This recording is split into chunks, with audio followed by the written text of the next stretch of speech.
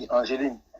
Ce que je voulais dire, ce sont des témoignages, hein, parce que c'est vraiment un sujet qui touche vraiment à notre quotidien.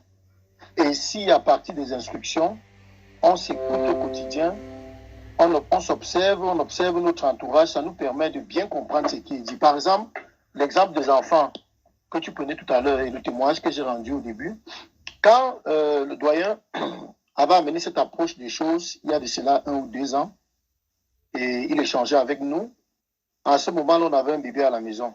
Pendant qu'il échangeait, cette approche-là que tu venais de soulever, au fond de moi, je disais, mais est-ce que c'est pas être cruel vis-à-vis des enfants, ce qu'il est en train de dire là? Mais je ne lui disais pas ça ouvertement comme ça. J'étais seulement calme pour voir vraiment jusqu'à où on doit aller avec ça, quoi. Quand on arrive à la maison avec mon épouse, Vialine, quand elle veut l'appliquer sur l'enfant, je lui dis, mais tu m'arrêtes ça. Laisse les histoires des blancs là au blanc. Quand l'enfant pleure, porte l'enfant. Il ne faut pas faire souffrir l'enfant comme ça. Il ne faut pas faire souffrir l'enfant. Et à un moment, j'ai réalisé que le fait de porter l'enfant tout le temps, non seulement ça nous donne plus de travail, et ça nous épuise. Et pourtant, parfois l'enfant pleure, il ne pleure même pas parce qu'il a un problème. Mais maintenant, comme on nous a éduqués comme ça, quand l'enfant pleure, il faut le porter. C'est méchant de laisser l'enfant porter. On se dit non, quand on porte l'enfant, quand il pleure, on fait bien. On ne comprend pas que l'enfant qui est là, ce n'est pas l'enfant, c'est l'univers. Quand quelqu'un dit même que l'enfant dérange, tu dis mais l'enfant va déranger comment? Un bébé, un ange qui est encore innocent, il va déranger comment? Comment est-ce qu'il va déranger? Mais c'est le jour où moi-même j'ai accepté qu'on commence à appliquer ça que j'ai dit waouh, l'enfant pleurait, l'enfant n'avait aucun problème. On a laissé l'enfant pleurer, mais après l'enfant ne pleurait plus.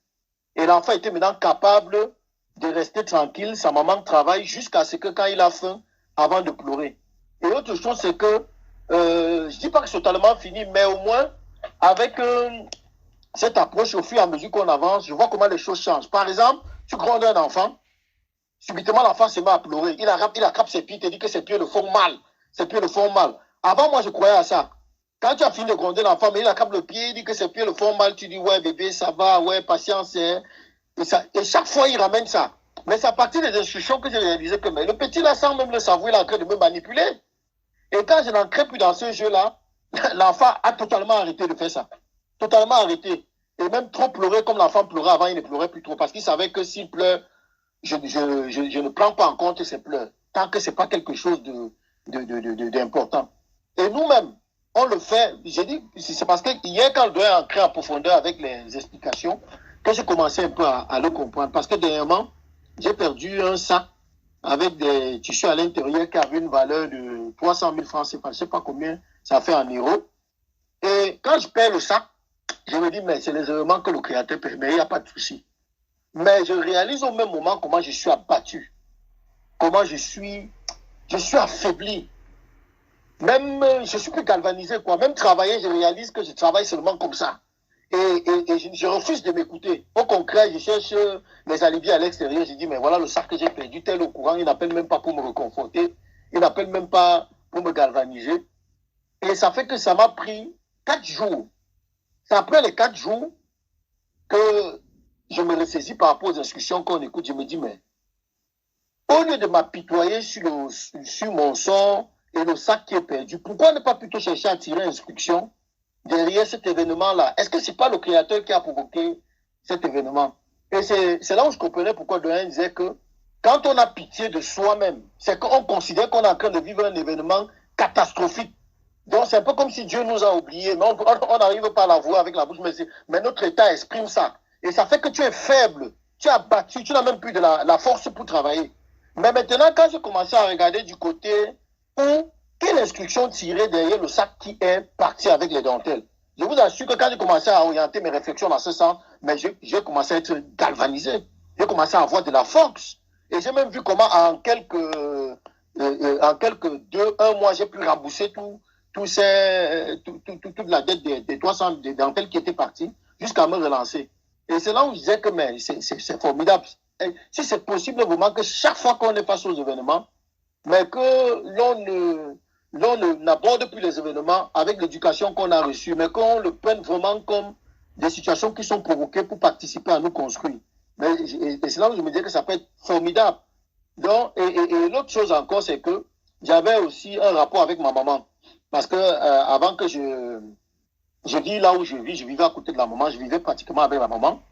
Et la maman, comme c'est elle qui m'a appris la couture, et quand elle s'est couchée à la maison, et c'est là quelques années, c'est moi qui gérais la télé. Et en gérant la télé, c'est moi qui devais gérer tous les besoins de la maman. Ça fait que quand les besoins de la maman n'étaient pas satisfaits, parfois elle restait dans sa chambre et elle pleure. Et quand elle pleure, je l'écoute pleurer, mais je me dis, mais comment ma mère peut pleurer? Est-ce que ma mère doit pleurer à cause de moi? Ça fait que je me mets à me déployer pour satisfaire les besoins de la maman, au détriment même de ce que j'écoutais qui pouvait participer à me construire. Parce qu'il me dit, mais est-ce que les enseignements là ne viennent pas m'amener à négliger ma maman? Est-ce que ça ne m'amène pas plutôt à prendre une orientation qui n'est vraiment pas favorable pour ceux qui m'entourent? Mais c'est après dans les institutions que j'ai réalisé que la maman, même sans le savoir, était en train de me manipuler par rapport à ses intérêts. Parce que je ne dis pas qu'il faut négliger sa maman, hein, mais si tu as déjà donné ce qui est nécessaire et que tu réalises que la personne te pousse maintenant à travailler pour des choses que qui ne participent à rien, non seulement pour ta construction, et même par rapport à elle, quoi. Elle a déjà l'essentiel qu'elle veut, mais maintenant elle te met en mouvement pour des choses, pour des ambitions vraiment qui nous épuisent pour rien, quoi. Mais ayant compris ça, quand la maman pleurait, maintenant, ça ne me disait absolument rien. Au point où l'enfant veut me voir et me dit que le grand-mère en train de pleurer, dit que non, ça va passer. Parfois, c'est normal, il faut pleurer comme ça. Et quand j'ai réagi comme ça, là, la maman ne pleurait plus à côté de moi. Un jour, elle m'appelle et me dit que pourquoi tu es devenu méchant comme ça? Même quand ta mère pleure, tu n'as pas pitié de ta mère. Tu vois, vous voyez un peu. Et c'est là où j'ai réalisé que si on n'a pas une autre approche qui vient nous amener à voir comment on a été construit, pour nous, c'est normal. Et comme c'est normal, on ne verra pas la manipulation dedans. On verra tout simplement les choses telles qu'on nous a montrées. Mais c'est avec les instructions, ces instructions qui nous permettent donc de faire la lumière pour voir même de la manipulation là-dedans. Et pour voir que ça n'a rien à voir avec l'amour, quoi. Merci. Merci beaucoup, Fabrice. D'ailleurs, c'est le mot qui me venait, que tu as utilisé juste un instant. C'est vrai que en général, en société, on associe la notion de pitié à l'amour. Ce qui me venait avant même que tu utilises ce terme.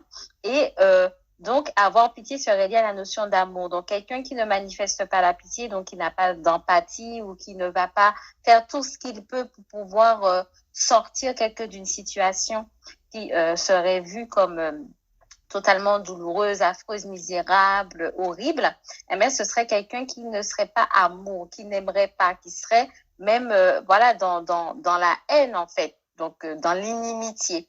Et donc, ces normes-là, c'est cette façon de comprendre qui fait que quand on est caractérisé, on est construit par cet imaginaire, donc c'est ça qui va nous mettre en mouvement pour pouvoir, soi-disant, effectivement, montrer que l'on aime. Or, à travers ce que j'ai pu même entendre tout à l'heure encore et que certainement je vais continuer à davantage comprendre, parfois, on le voit même quand on parle de l'éducation des enfants, pour pouvoir, l'amour, c'est transmettre ce que l'on est comme compréhension. C'est de donner les outils nécessaires, les facultés, les ressources nécessaires pour s'harmoniser, pour grandir et se développer pleinement.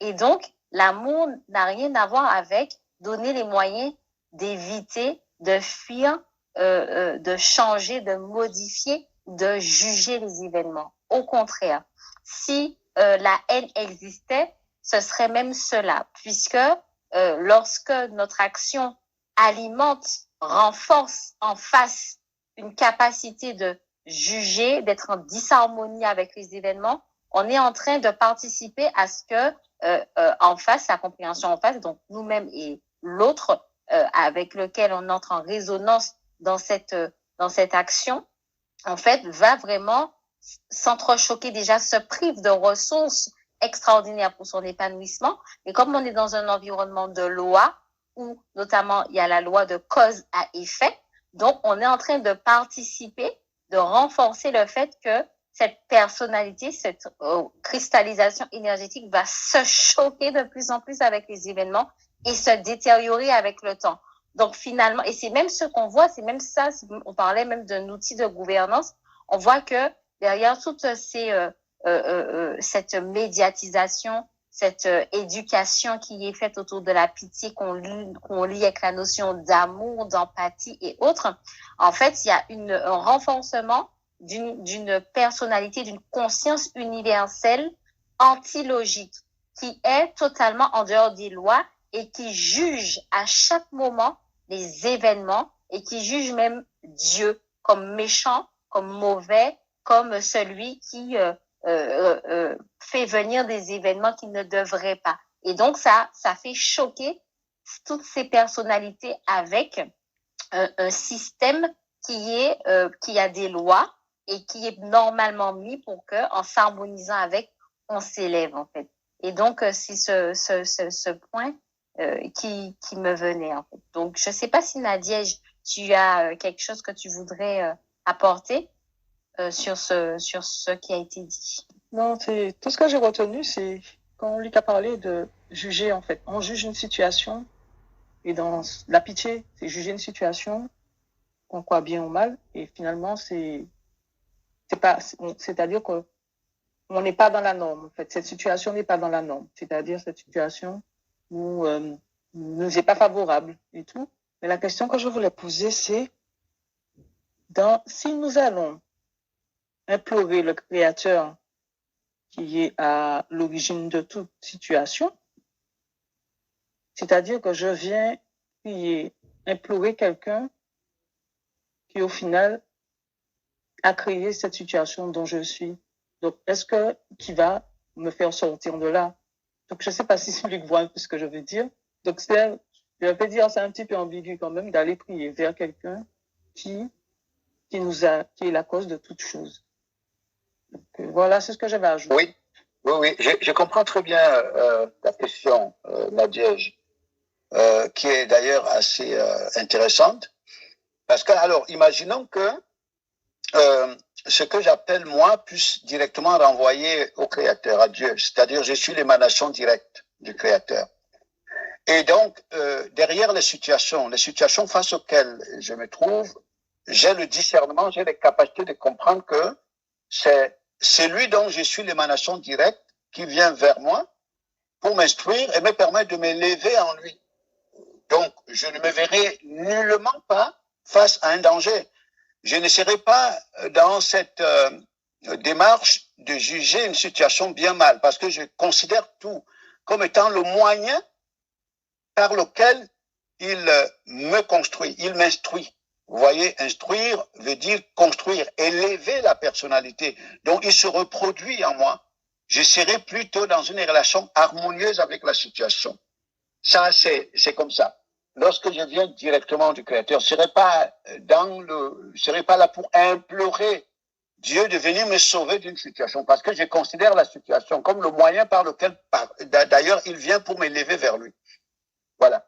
Et autre chose que je voudrais souligner qui est très important par rapport à cette histoire de pitié, si vous observez très bien l'actualité en ce moment, l'actualité internationale, vous allez voir quelque chose qui est en train de se produire, en fait, et qui est vraiment assez exceptionnel, parce que au départ, moi, je prends le temps de suivre l'actualité à travers, par exemple, ce qu'on présente comme les experts géopolitiques, ainsi de suite, qui analysent la situation du monde.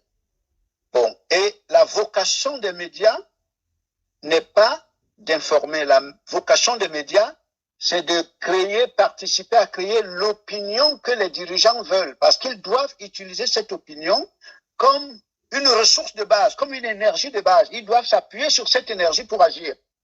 Donc, ils ont besoin d'une opinion majoritaire qui va dans le sens de ce qu'ils veulent prendre comme décision, ce qu'ils veulent accomplir comme acte.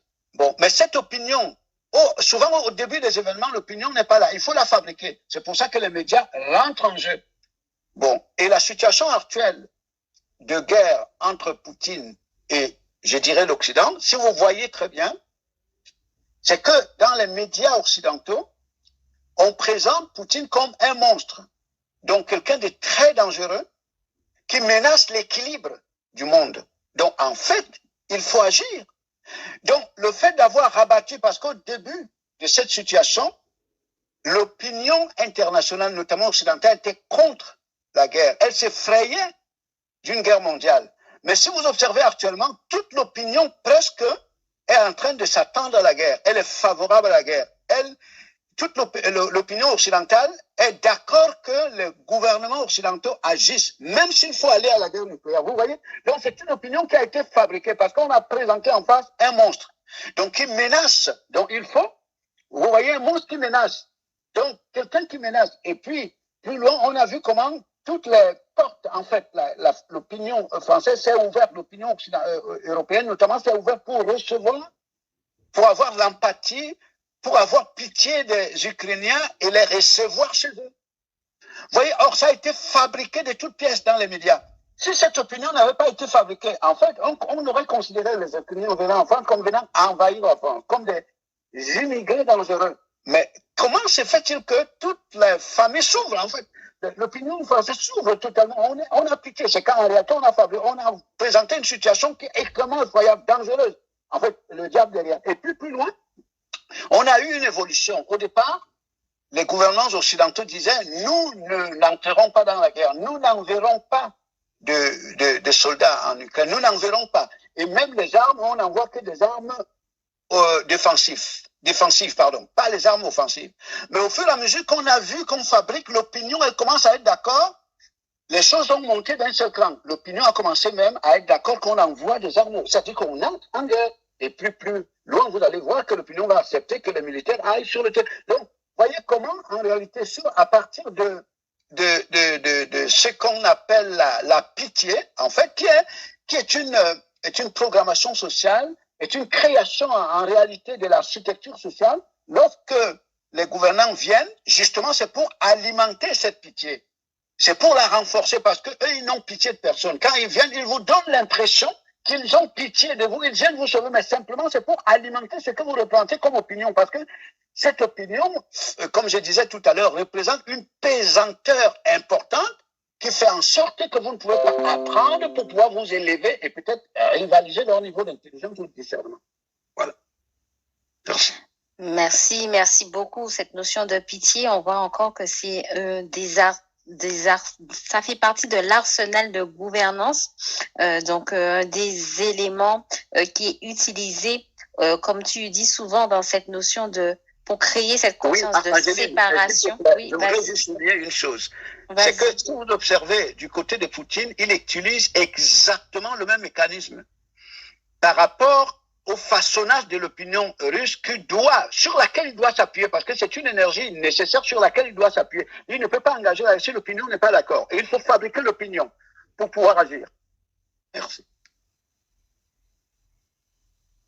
Merci beaucoup. Effectivement, le but n'est pas, c'est très bien ce que tu es en train de souligner, puisque le but n'est pas de prendre parti pour un ou deux camps. On met en lumière des éléments stratégiques, des stratégies de gouvernance qui sont utilisées par tous les corps, puisque de toute façon, comme on le dit souvent, quand on prend de la hauteur, il n'y a pas du tout de différence entre ce qu'on appelle la Russie ou ce qu'on appelle les États-Unis. On a donc les membres de même corps, on a même un même niveau de perception de représentation d'une conscience qui, elle, n'est pas du tout dans la pitié, en tout cas, qui ne s'identifie aucunement dans le sort des populations, qui, au contraire, voient ces populations comme des ressources, et puis pour lesquelles qu'il faut pouvoir mettre en mouvement en fonction des enjeux. Et donc, cette notion de pitié fait partie de cet arsenal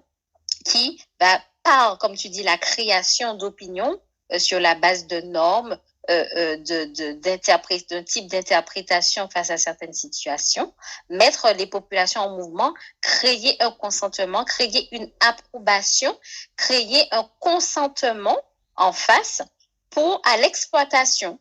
Voilà, par cette notion de pitié, on crée les conditions, on crée un consentement dans les populations pour qu'elles acceptent elles-mêmes d'être exploitées. Parce que, par exemple, par rapport à cette notion de guerre, comme tu dis, si effectivement les populations, on ne réussit pas à créer cette approbation, cet imaginaire d'aller en guerre, sur qui s'appuieront-ils pour la manifester. Mais lorsqu'effectivement, en utilisant cette stratégie de la pitié, entre autres, et de la diabolisation en face, qui va de pair, eh bien, effectivement, au fur et à mesure, on crée un imaginaire. Dernièrement, j'en parlais, on entend dans la bouche de tout le monde invoque, fait appel à la guerre sans s'en rendre compte. Et donc, puisque ce consentement, cet imaginaire est créé, cette opinion, elle est créée, elle prend forme, eh bien, il y aura cette énergie vive qui va, en fait, de façon consentie, être l'instrument pour matérialiser cet élément qui va permettre d'aller dans une autre, dans une nouvelle organisation. Oui, Nadia. Par rapport à ce que tu viens de dire, hein, il y a un passage dans la Bible qui disait dans les derniers temps, il y aurait des bruits de guerre, des choses comme ça. Je me pose aussi la question, est-ce que tout ça n'a pas été aussi créé dans le but, en fait, de faire les gens accepter la situation qui va arriver aussi aujourd'hui? Quand je parle dans la partie chrétienne, en fait, parce que je sais qu'il y a des gens qui lisent la Bible aussi. Tout à fait, puisque même la Bible, c'est un outil géopolitique. Il y a la description de regard hautement sociologique, de même on peut recueillir la pensée de ce qu'on appelle les penseurs, les philosophes, les recueillir dans un livre et puis constater que il y a déjà des années, ils ont participé à construire la société capitaliste actuelle. De même, à travers la Bible, il y a une époque, il y a un regard, un niveau de perception qui a été présenté, qui présente finalement l'histoire de la société, le déroulement, l'objectif qui est sous-entendu, qui est qui est structuré par rapport à cette personne morale. Et effectivement, c'est un des exemples très intéressants. Et donc, je pense que comme tu as eu cette intuition, oui, effectivement, il y a ce consentement qui est en train d'être créé parce qu'il faut bien s'appuyer sur cette énergie pour matérialiser les choses. Donc, on ne peut pas être mis en mouvement par quelque chose qui n'est pas dans notre imaginaire ou par quelque chose que l'on ne consent pas, avec lequel on n'entre pas en résonance. Donc, il faut, par ces stratégies, pouvoir créer donc les opinions et ce consentement. On va terminer. Oui, vas-y. Oui, Angeline, en rapport avec ce que Nadège venait de dire, justement, depuis pratiquement 4-5 jours, pour ceux qui écoutent l'actualité, on faisait mention d'un avion russe, donc conçu précisément pour une époque des guerres nucléaires, dont cet avion porte le nom de Jugement Dernier. Bon, on dit en fait que c'est l'Occident qui a nommé cet avion de cette manière. Donc vous comprenez, donc en fait, même lorsqu'on parle de Jugement Dernier, c'est pas Dieu qui juge, c'est-à-dire que le Dieu en question, ce sont ces gens qui, comment dirais-je, c'est-à-dire qui sont la représentation de la gouvernance du monde. Parce que, rappelez-vous même, selon la Bible, on dit, Dieu vient juger le mal. Il vient juger le mal. Vous trouverez toujours dedans la dimension pitié, c'est-à-dire il a pitié de juste et il vient juger le mal. Vous voyez, il vient, quand il vient, c'est pas le mal, entre guillemets, je veux dire selon les contextes de la Bible, il vient juger le mal. Donc, parlant du jugement dernier, donc en fait, c'est vraiment un instrument qui va, en fait, des conditions, une situation donnée qui va être créée au niveau de la gouvernance mondiale et contre laquelle il faut agir. Mais derrière cela, il y a des objectifs très clairs, c'est-à-dire les uns et les autres, chacun joue son rôle comme acteur pour arriver à un but clairement précis. Maintenant, on présente cette situation à la population, donc qui représente une conscience, une mentalité dualiste, donc de telle sorte qu'elle y prend part entièrement. Elle donne son suffrage, elle donne de son énergie à ceux qui agissent au sommet pour pouvoir agir contre, entre guillemets, le mal, parce que supposons qu'on vient au secours, comment dirais-je, on vient sauver les gens d'un supposé mal, si vous voulez. Tout à fait. C'est vraiment très intéressant. Je vais nous lire le commentaire d'Omid Michel qui était avec nous et puis je pense qui a dû se déconnecter avant de partir. Il nous a écrit « Nous avons été construits à partir d'un concept qui nous soumet à des normes sociales. En fait, nous sommes des enfants de la société et nous croyons vraiment être des enfants de Dieu. Je trouve ce commentaire très profond parce que je vois que derrière, il y a vraiment une prise de conscience, une lumière qui est faite au niveau identitaire et je trouve ça vraiment très puissant. Nous arrivons à la dernière partie de nos échanges. J'aimerais que nous concluons avec cette question que je vais te poser, Luc. Je te l'ai posée. Omic Pichel est de retour avec nous. Cette question que je voulais te poser par rapport à... Je te l'avais posée hier et j'aimerais qu'on entre un petit peu plus en profondeur encore aujourd'hui par rapport au fait que à travers ce thème de la pitié, on a mis en lumière le fait que l'intelligence, lorsqu'on a on a un regard objectif, on n'est pas dans le ressenti, on n'est pas dans l'émotionnel, on n'est pas dans la notion d'empathie, on n'est pas dans un regard dualiste des situations, des événements. Donc, on n'est pas dans une projection de ces normes sociales en face. Est-ce que cela veut dire que face à une situation, on ne peut pas poser des actes?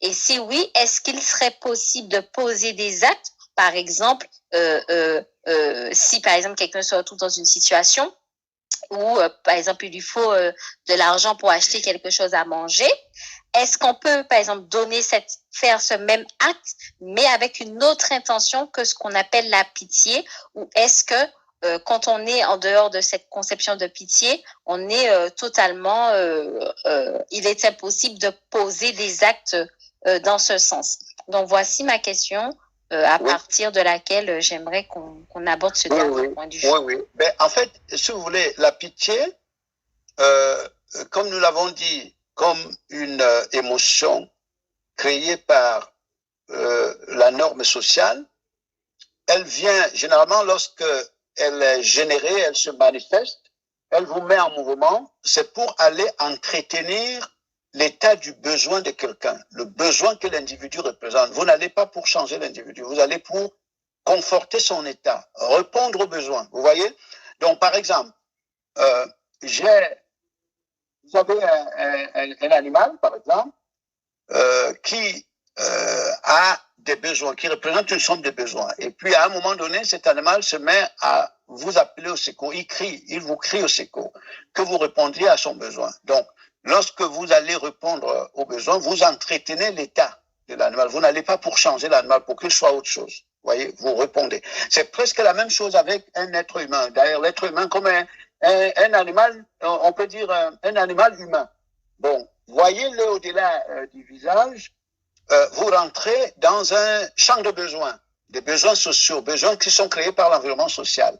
Bon, et la non-réponse à ces besoins suppose l'individu représente une menace contre ce que l'individu représente, ce qu'il appelle la vie, c'est-à-dire il peut mourir. Et quand vous avez pitié de l'individu, vous allez vers lui, c'est pour répondre aux besoins. Donc, vous allez entretenir l'état de l'individu. C'est ça la pitié. Vous entretenez l'état de l'individu. C'est comme ça. Maintenant, c'est totalement différent d'un acte que vous posez, c'est-à-dire que vous avez la conscience d'être clairement en représentation, si vous voulez, de l'intelligence ou de Dieu ou du reste. Quand vous allez vers quelqu'un, ce n'est pas pour entretenir ce que la personne est, c'est pour aller créer ce qui n'est pas. Or, ce que vous allez créer, vous le puisez, vous le prenez dans ce que vous êtes. Vous êtes dans une démarche de reproduction. Vous voyez, c'est la différence fondamentale. Vous voyez, c'est la différence fondamentale. Par exemple, je termine cet exemple-là et puis je te laisse la parole. Dans la relation qu'un employeur a avec ses employés, l'employeur ne donne pas le salaire à l'employé par pitié. L'employeur a un objectif à atteindre, une vision qu'il incarne. En fait, il est la représentation de la personne morale qui est l'entreprise. Et l'entreprise elle-même étant une vision, un objectif à atteindre. Et puis, l'employeur recrute la ressource humaine qui lui permet d'atteindre les objectifs. Donc, quand il donne le salaire, c'est en fonction de l'objectif qu'il a à atteindre. Il n'est pas là pour entretenir le besoin des salariés, même si ça a cet effet-là derrière, mais ce n'est pas son objectif fondamental. Vous voyez, son objectif fondamental, quand il porte les actes, c'est en vue de la réalisation de son objectif. Donc, si vous prenez donc ça par rapport au Créateur, quand vous allez vers quelqu'un, l'objectif, même lorsque vous prenez en compte le besoin immédiat, mais votre objectif, c'est de créer un autre fond, c'est de reproduire ce que vous êtes, c'est d'élever l'individu, créer là un être nouveau, une racine nouvelle, une perception nouvelle. Vous voyez, c'est ce que je peux donner comme réponse à cette question. Merci beaucoup pour ce point que j'avais beaucoup à cœur d'entendre. Donc, bienvenue Conchita parmi nous au niveau de ce salon. Donc, tu avais certainement envie de réagir par rapport à ce thème sur la pitié. Donc, on te laisse la parole. Tu peux couper le micro, du moins mettre ton micro. Ok, bonsoir à tout le monde. Bonsoir Papa Luc. Bonsoir à tout le monde. Et bon, c'est juste pour vérifier si j'ai bien compris, parce que deux points. Déjà, le premier point, c'est lié au consentement dont Papa Luc avait parlé, et ça sur les égrégores. Ça veut dire qu'une population qui a été formatée, qui a été préparée pour une époque donnée, notre époque actuelle, notre temps, où chaque fois qu'on a besoin de changer ou bien d'aller vers, on va dire le nouvel ordre, un nouvel ordre, on utilise des moyens pour obtenir le consentement de cette population pour pouvoir atteindre des objectifs. Et ayant toute l'énergie de la population réunie vers cet objectif, on l'atteint plus facilement puisqu'on a obtenu déjà l'assentiment, mais de manière détournée. Parce que nous donnons notre énergie à cette guerre, mais sans savoir sur la base des fausses informations qu'on nous donne. Donc, je veux voir si, est-ce que j'ai bien compris. Ça, c'est le premier point. Maintenant, le deuxième point lié, est-ce que, par exemple, quelqu'un qui vient pour des raisons alimentaires, est-ce que le fait que je ne sois plus mise en mouvement par cette vibration de pitié-là, est-ce que je lui donne? Bon, moi, je pense, et peut-être que quelqu'un va me corriger, je pense que déjà comprenant que je l'évolue bien mal, et comprenant aussi que mes bases de compréhension, parce que qu'est-ce qui fait le ressenti de pitié? C'est les croyances, c'est mon formatage qui fait que je vais avoir pitié d'une situation qui ne mettra pas peut-être Angéline en pitié. C'est-à-dire que nous deux, face à la même situation, moi je vais avoir pitié et elle n'aura pas selon ses croyances, selon ses pensées dominantes, selon tout ce qui a constitué sa personnalité. Donc, moi je me dis que devant une personne dans un besoin, c'est selon dans quelle construction je suis. Ma réponse viendra de ma construction. Si je suis dans cette construction de dualité, je vais répondre d'une certaine manière, mais qui ne sera pas la vraie manière, je veux dire, la vraie manière de répondre en fait. Mais si je ne suis plus dans ça et que je suis construit autrement, je vais répondre selon où je suis, selon mon chemin, selon mon itinéraire. Donc, ça va être au cas par cas. Par exemple, on pourrait dire à quelqu'un, non, tu vas pas, tu vas pas répondre parce que, non, tu l'aides pas, parce que la personne, c'est un besoin, tout ça. Mais, ça va être une ne va pas expérimenter réellement la chose en elle-même. Ça va être, on lui a dit ça comme ça, donc il va faire comme ça. Mais quand c'est intégré en toi, quand c'est ta nouvelle manière, c'est ta nouvelle construction, tu vas répondre selon ta construction, selon ce que tu es sur le moment, en fait. C'est ce que moi, je comprends. Je ne sais pas si c'est réellement ça, les explications. Voilà, merci. Oui, je pense que c'est tout à fait cela. Tu l'as exprimé avec tes mots, Aline, mais le fond est exactement cela. Hein. Que ce soit le premier point comme le deuxième point, le fond c'est exactement ce qui est dit. Maintenant, par rapport au premier point que tu soulignes, qui est très très important, parce que dans l'évolution de l'actualité, on a dit, et puis il apparaît clairement comme ça, en fait, il a été dit qu'il y a un projet de réduction de la population humaine. Mais je peux vous rassurer que si les élites ont l'ordre de par la main invisible de participer à la reproduction de la population humaine, des populations, les populations elles-mêmes vont y participer. C'est-à-dire que les élites, de par la connaissance entre guillemets, des lois de la physique, comme on dit, création de l'opinion de consentement, on crée une opinion de consentement qui va être favorable à l'utilisation des armes de destruction massive pour réduire la population. C'est la population qui aura participé à cela. Bon, mais on ne peut pas y arriver sans avoir créé l'opinion favorable à cela. Donc, c'est ça le rôle des médias, justement. Vous voyez? Donc, parce que derrière, il faut créer un ennemi imaginaire, bon, qui menace la survie de l'humanité. Et donc, au fond, créer de la pitié dans les populations, une conscience de pitié dans les populations, et pour donner aux autres le pouvoir d'agir. Vous voyez, d'agir contre cet ennemi imaginaire. Donc, nous rentrons là toujours dans la dimension de ce qu'on a dit, la pitié ou alors de la compassion. Et ça, c'est très important. D'ailleurs, c'est ce qui est en train d'être façonné sous nos yeux.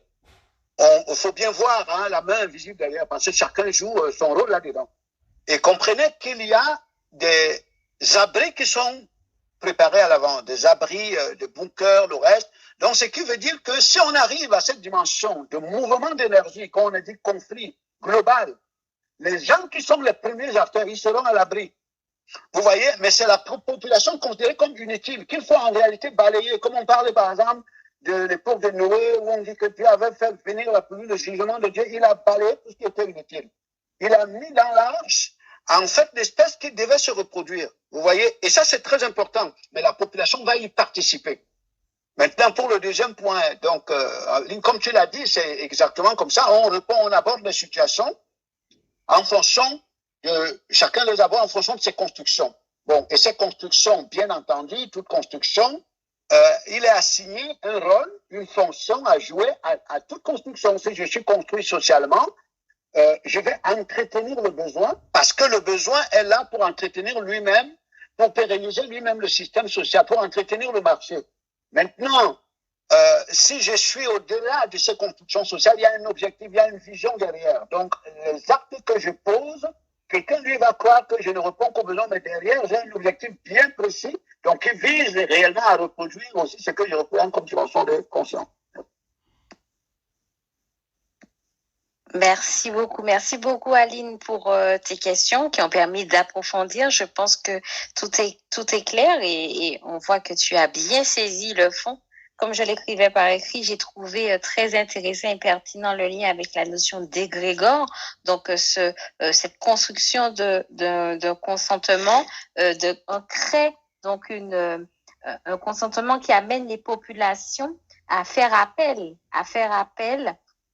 par son imaginaire qui est construit, à faire appel à des événements, à dégager, puisqu'on sait que l'énergie, lorsqu'on a plus on a une accumulation au niveau énergétique, un volume énergétique de plus en plus puissant, donc qui s'oriente dans la même direction en termes de conscience, d'imaginaire, plus on crée un champ électromagnétique qui va ensuite se matérialiser. Et donc ça, ce sont des réalités qui sont connues et donc qui sont exploitées au niveau de la gouvernance.